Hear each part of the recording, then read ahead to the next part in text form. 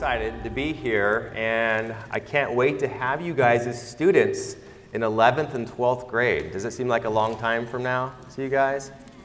Yeah, it's actually going to be really fast. You'll be surprised.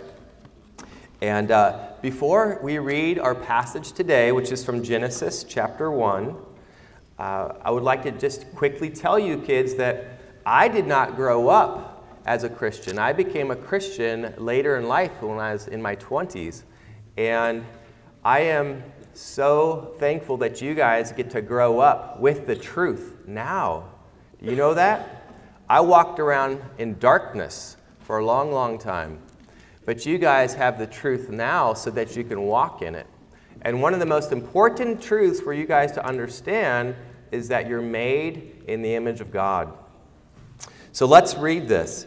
This is chapter 1 of Genesis, verse 28. Or did I say, where did I have you guys start? 26, thank you. 26. Is everyone there? Verse 26.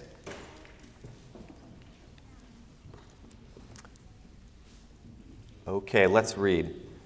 Then God said, "Let us make man in our image, after our likeness, and let them have dominion over the fish of the sea, and over the birds of the heavens, and over the livestock, and over all the earth, and over every creeping thing that creeps on the earth."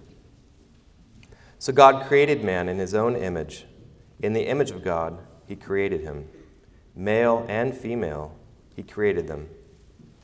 And God blessed them, and God said to them, "Be fruitful and multiply, and fill the earth and subdue it, and have dominion over the fish of the sea, and over the birds of the heavens, and over every living thing that moves on the earth." All right. Well, if you have ever wondered, when it says that we're created in the image of God, the word that's translated as image really means something like a statue or a figurine. And way back when, during the time of the Israelites in the ancient Near East, if you guys learned about Egypt and Babylon, right? The emperors of Egypt and Babylon and others would take little images of themselves, little figurines, little statues, and place them all around their empire. And that showed everyone their presence in the world. It was a little kind of representation of them as the emperor, as the king, showing their presence and their power over the land. Well, so when Genesis says that we're made in the image of God, the idea is that we're kind of like that. Think about in chapter 1, it says God creates all the different fish and birds and animals, each according to their kind, right? So you have different kinds of cats, different kinds of dogs, different kinds of birds. But when it gets to the creation of man, it doesn't say that we're created according to kinds. It says we're created in the image of the Creator. Isn't that amazing? And that means that we are, in a sense, showing God's presence to the world. We are like those little statues of the emperor that's put in the land so that everyone can see what it's like to bear God's image. Now here's the thing, kids. We live in a time when some people teach us that we're just animals. We're just animals. We're no different from the animals. And I'm here to tell you today, and this is the main point, okay? So this is what we're going to talk about. We are not made according to the animals. We're made in the image of God, and we're very, very different from the animals. We're like God, okay? So we're going to see how that's true today. First of all, we're rulers over the animals. So think about this image here. You see a man who's controlling an animal and using an animal in order to till the ground, work the ground, right? Have you ever seen an animal put a man in a harness to till the ground? No, it doesn't work that way, does it? We go to the zoo, and we look at the animals, and we learn about them. We study them. Notice that the animals don't put us in a zoo to study us, right? Although maybe this is an exception. What do you think? Who's in the zoo there, I wonder? You guys can go and talk about that with your teachers. All right, so let's look at some differences. Here you see ants working. The Bible says, go to the ants, you sluggard, and see how they work, right? They work hard. So does that mean we're just like ants? We're just animals because we're supposed to go and work like animals? Not really. Think about how we work. We make machines, and we take the seeds that God's created, and then we order them into rows, and we plant and make it much more productive. We're cultivating the earth. How about this? This is a BMW manufacturing plant in Germany. These are some of the best designed cars in the world. And notice, we're making different kinds of things, just like our Creator.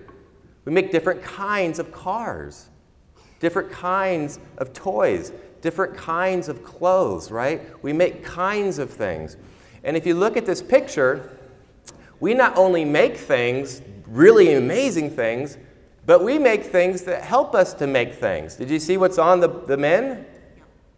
That's helping them to construct the car. Isn't that incredible? Animals don't do that. But wait, Mr. Finkbeiner, surely animals can create things and do things. Look at that. They found a rock, and now they're cracking open, what is that, a nut? I don't know. He's trying to crack open something, right? And so someone might look at that and say, look, we're just like the animals. Oh, yeah? What about this?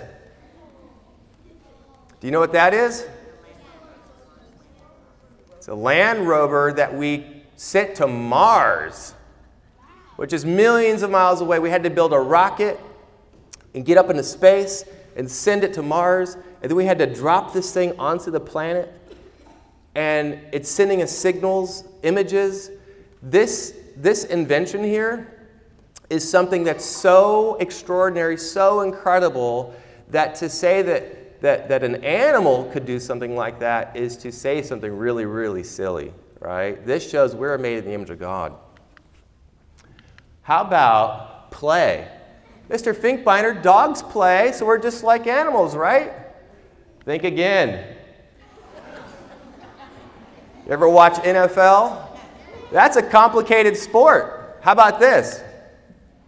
Chess. Millions and millions of moves, right? Can you imagine a monkey trying to play chess?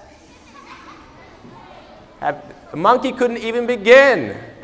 You couldn't even teach him a single, pawns move forward 1. You couldn't. A monkey's going to go, what? What are you talking about? How about this? Yeah. Pretty amazing, right? That we create these things just to play, just to have fun. God created us not only to work, but to rest and to amuse ourselves. How about singing? Mr. Finkbeiner, birds sing, so we're just like the animals, right? No. Think again. What's the difference here? Look at all these guys with hands up. This is great. You're going to do wonderful when you get to philosophy class in 12th grade. Look at this, guys. You have all these people who've made instruments, violins, guitars, pianos, right, trumpets, and then they make musical notation. It's a language that they all have to read, and then they each have parts, and they come in at different times, and they create what's called a symphony, which is one of the most glorious displays of what it means to be made in the image of God. So don't be fooled when you see two birds singing and think, hey, we're just like animals. Remember the symphony. What about decorating? Look at that. We're just like animals, right? Because they decorate. Oh, yeah? Think again. Think again. Do you guys know what that is? Sistine Chapel, yes, Michelangelo painted that. And does this have a laser pointer? Well, if you, I don't know, does it have a laser pointer?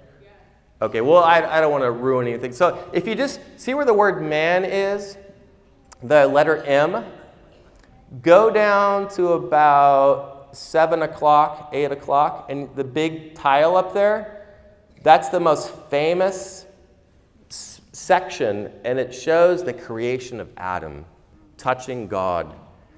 And the whole point is to show that we're made in the image of God, and the glory of this chapel, the painting, is a reflection of that.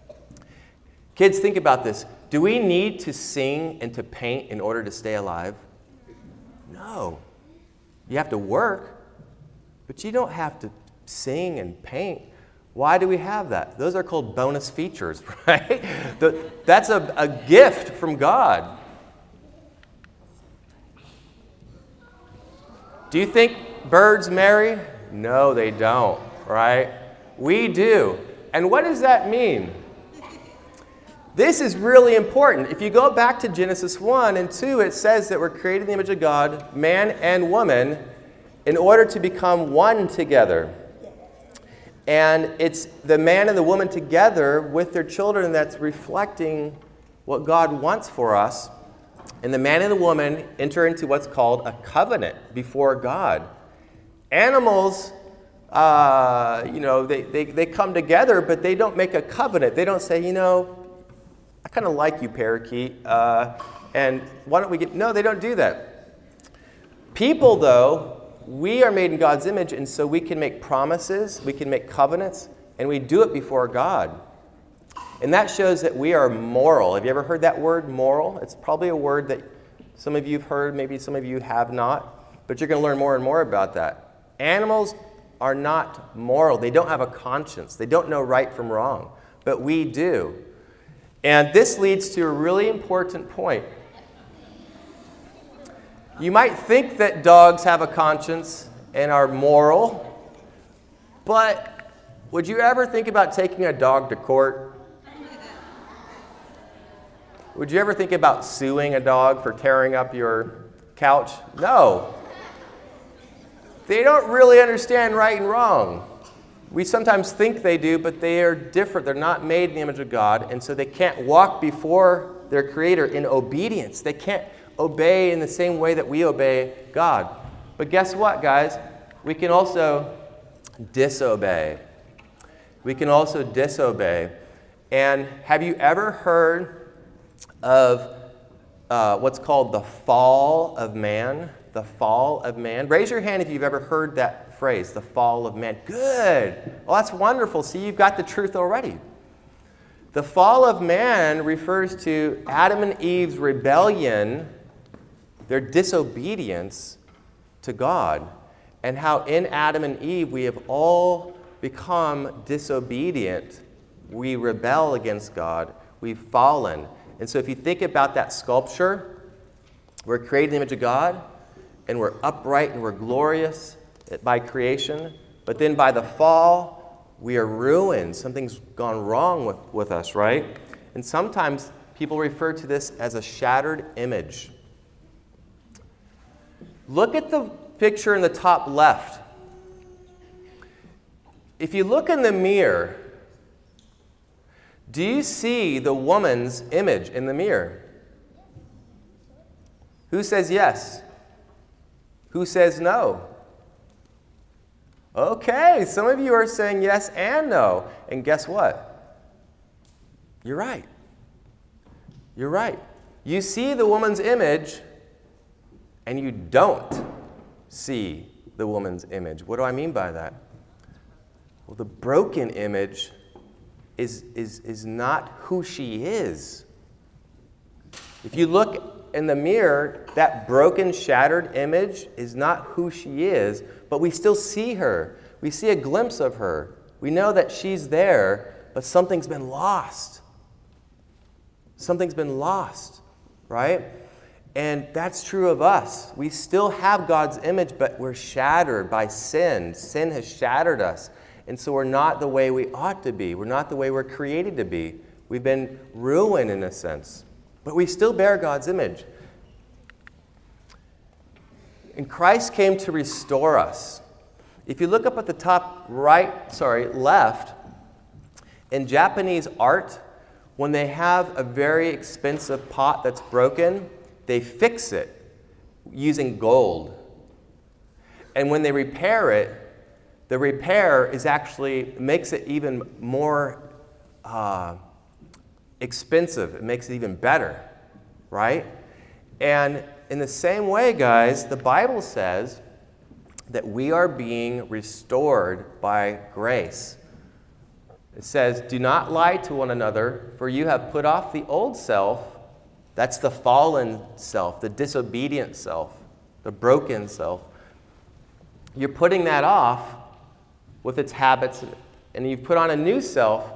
This is a new self which God, its creator, is, look at this, renewing, restoring, putting back together into his image. He's putting it back together. He's putting us back together. And that comes by the power of the Holy Spirit in our lives. And as we walk trusting in him, relying on him, believing in his word, listening to our parents, loving each other, seeking to pray and let our hearts be known to God, asking him for help, right? These are all parts of the way that we are being restored to the image of God. So I'm going to give you 3 words, then we're done. Remember these 3 words. This is what I teach my students in 11th and 12th grade. We were created, but we've fallen, and now we're being redeemed. Creation, fall, redemption. Creation, fall, redemption. That's what I teach my students. I'm sure you guys are learning that as well. But always remember, you are created in God's image. But when you see that there's something wrong with you, when you see there's something wrong with others, that's because you're fallen. And to fix that, we accept Christ's redemption, to be restored. Does that make sense to you guys? We're being restored. Okay, well, let me go ahead and pray for us, and then we head out, okay? So thanks so much for listening, and if ever you want me to come back, I would love to come and show you some more slides and talk more about the Lord with you. All right, let's pray. Lord, I thank you that you have given these young men and women the truth. You've given them the truth early.